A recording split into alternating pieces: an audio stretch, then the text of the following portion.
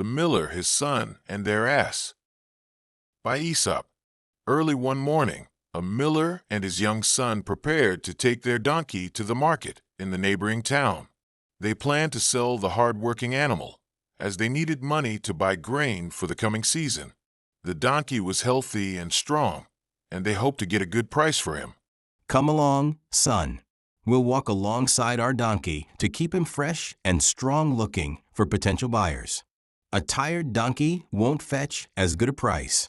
So the miller, his son, and their donkey set off down the dusty road toward town, with both humans walking beside the animal.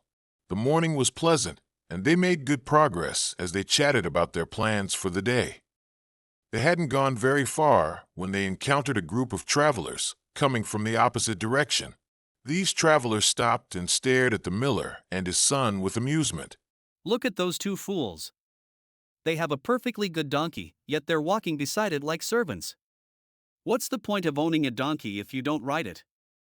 Ridiculous. I've never seen anything so silly in my life. That donkey could easily carry one of them, but there they are, wearing out their own feet for no reason. The miller felt embarrassed by their comments and began to doubt his original plan. Perhaps they're right, son. It does seem foolish to walk when we have a donkey. Why don't you climb up and ride? Your legs are younger than mine, but they're also shorter. It makes sense for you to ride. The boy climbed onto the donkey's back, and they continued on their way. The miller felt better about their decision and thought they must look much more sensible now. A few miles further down the road, they passed a group of elderly men sitting in the shade of a large tree, resting during their own journey. These men looked up as the miller, his son, and the donkey approached. Well, I never. Look at that lazy young boy riding while his poor old father walks beside him. What is the world coming to when children have no respect for their elders? Shameful. When I was young, we would never have dreamed of riding while our fathers walked. That boy should be ashamed of himself. The father should make the boy walk and ride the donkey himself. Age and experience deserve respect. The miller was deeply troubled by these criticisms. He had thought they were doing the right thing, but now it seemed they were being just as foolish as before, only in a different way. Son, perhaps you should walk and let me ride instead. These gentlemen are right. It's not proper for a young person to ride while an older person walks. The boy obediently climbed down, and the miller climbed up onto the donkey's back. Now the son walked alongside while his father rode, and they continued toward the market. But their troubles were far from over. As they approached the outskirts of the town, they passed a group of women returning from the market with their shopping baskets. How terrible! Look at that heartless man riding in comfort while his poor little son has to walk. That child looks tired and hot, and his father just sits there like a king. What a selfish father. He should be setting a good example for his son, not treating the boy like a servant. If anyone should be walking, it should be the strong, healthy man, not the child. I feel sorry for that poor boy.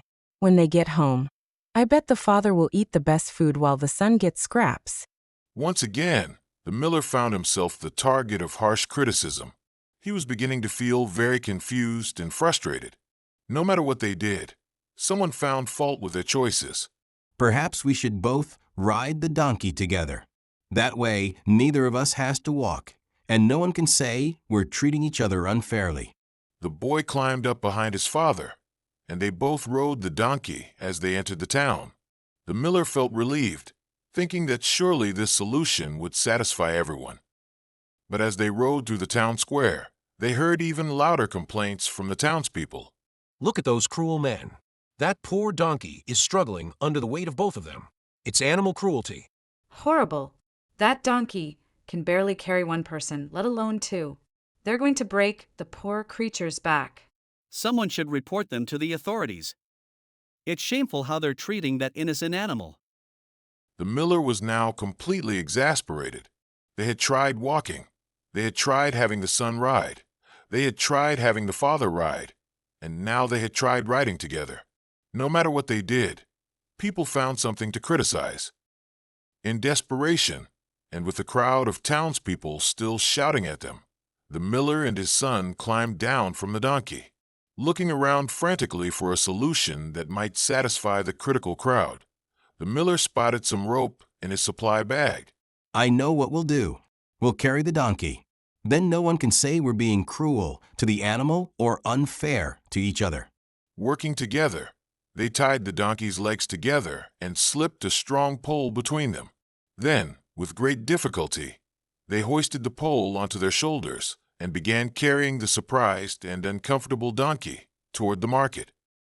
The townspeople watched the spectacle with amazement, but instead of being satisfied, they began laughing and pointing. Now I've seen everything. Two people carrying a donkey instead of the donkey carrying them. They've completely lost their minds. Whoever heard of such a ridiculous thing? As the miller and his son struggled through the town, carrying their donkey, more and more people came out to watch the absurd spectacle. The crowd grew larger and noisier, with everyone laughing and making jokes about the foolish pair. The donkey, frightened by all the noise and uncomfortable in his awkward position, began to struggle and bray loudly. As they crossed a bridge over the town's river, the donkey's struggles became so violent that he broke free from the ropes. With a loud splash, the donkey fell into the river below. By the time the miller and his son managed to fish him out, he was wet, angry, and completely unsuitable for sale. Worse yet, in all the commotion, the donkey ran away and disappeared into the countryside.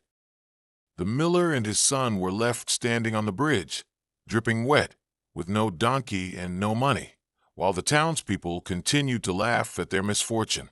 Father, we've lost our donkey, and we still don't have any money for grain. The miller looked at his son with a rueful expression. I've learned an important lesson today, my boy. We spent so much time trying to please everyone who offered an opinion that we forgot to use our own good judgment. If we had stuck with our original plan, we would still have our donkey. So what should we do next time? Next time, we'll think carefully about what makes sense for us, and then we'll stick with our decision regardless of what others say.